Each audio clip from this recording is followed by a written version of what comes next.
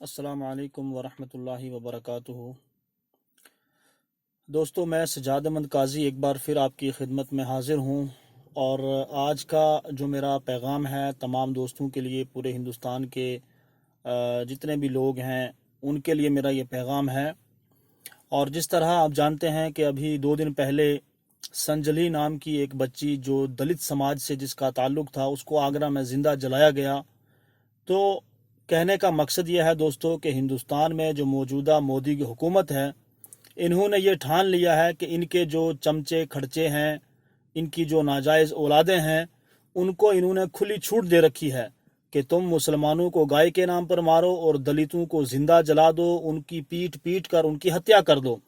تمہیں کوئی پوچھنے والا نہیں ہے، تم جس کا تمہیں دل چاہے اس کا ریپ کر دو، جس کا تمہیں دل چاہے اس کو جان سے مار دو۔ میں اس ویڈیو کے ذریعے سے موجودہ حکومت سے یہ سوال پوچھنا چاہتا ہوں کہ آخر یہ سب کب تک چلے گا؟ دلت کو اس لیے مارا جاتا ہے کہ وہ پچھڑے سماج سے ہے، مسلمان کو اس لیے مارا جاتا ہے گائے کے نام پر کہ ہندوستان میں سب سے زیادہ اگر گائے کی کو رکشا کرتا ہے تو وہ مسلمان ہی ہے۔ کیا اسی لیے ہمیں مارا جاتا ہے؟ میں تمام ہندوستان کے واسیوں سے، جتنے بھی سیکولرزم کو ماننے والے لوگ ہیں یا جتنے بھی دیش کے قانون کو، بابا صاحب بھیم راؤ امبیڈکر نے جو سمویدھان لکھا اس کو جو لوگ ماننے والے ہیں، ان سے میری یہ گزارش ہے کہ آپ اس طرح کی جو ظلم کیے جاتے ہیں ان کے خلاف اپنی آواز کو بلند کریں۔ خاموش بیٹھنے سے کام نہیں چلے گا۔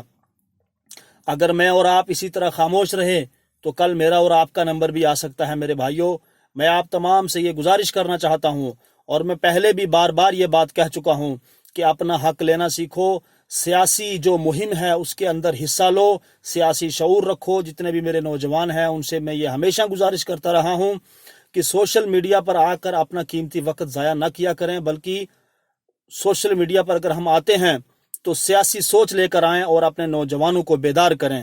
اور میں ہمیشہ یہ بات میں نے کہی ہے کہ اگر ہم اسی طرح مرتے رہے، کٹتے رہے، تو وہ دن دور نہیں کہ جب ہندوستان کے اندر برما اور سیریا والے حالات پیدا ہوں گے، اور تقریباً ہو چکے ہیں۔